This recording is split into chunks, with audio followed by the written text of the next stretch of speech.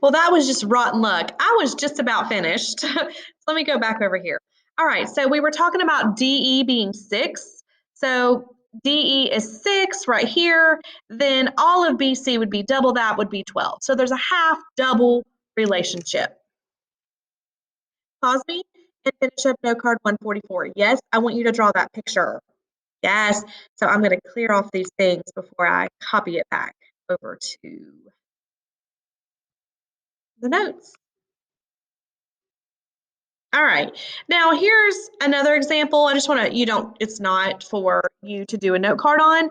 I just want to run through this quickly. So you just check yourself as I work through these. We've got midpoints, R, S, and T. So we have mid segments. Let me change this.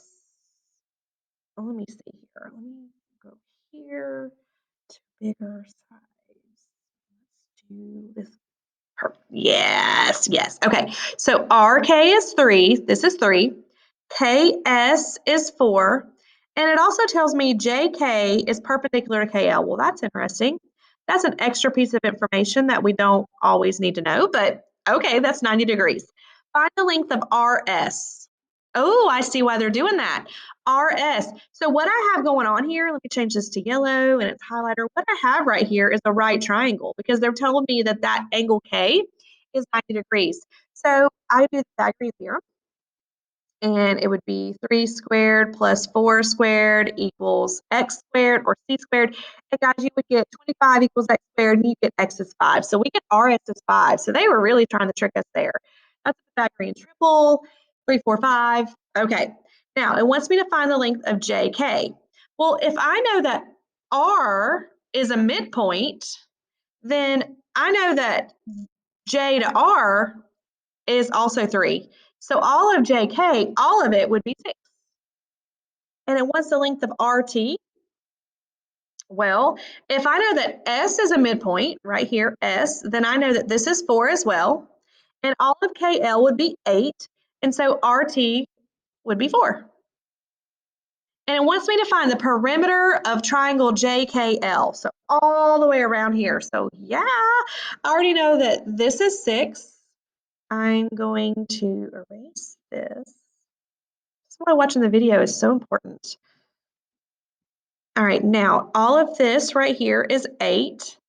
And then I know that all of this is going to be 10 because I know that RS is 5. So your perimeter is 6 plus 8 plus 10, which is 24. Awesome, sawsome. Great, I love that. All right. Let's go on. I'm going to go over here to another one that you do not have to write down, but I do want you to follow me. It tells me again that I've got midpoints, so that means I've got mid segments, and it tells me that YZ, let's see, I'm actually going to use this one here. YZ, this right here, let me see if I can write sideways. I don't even know. This right here is 3x plus 1, and it tells me MN, that whole right here, is 10x minus 6. Okay, so how do I do this? Well, first of all, it wants me to find YZ. So it wants me to find the length of YZ. But before I can do that, I need to solve for X. So I need this relationship. I know that YZ is half of MN, but I like to say the other way. MN is 2 times YZ. That's the way I like to think about it because I don't want to have a half in there to when I'm doing some algebra. So then I plug in my expressions. MN is 10x minus 6. That equals 2 times YZ, which is 3x plus 1. And at this point, I'm golden. I just have an equation to solve. 10x minus 6 equals 6x plus 2. Subtract the 6x, and then add the 6. That would give me 4x equals 8. And guys, that would give me x equals 2. You better bet that would be an answer choice with multiple choice, but that's not what the question is asking. The question is asking, what is YZ?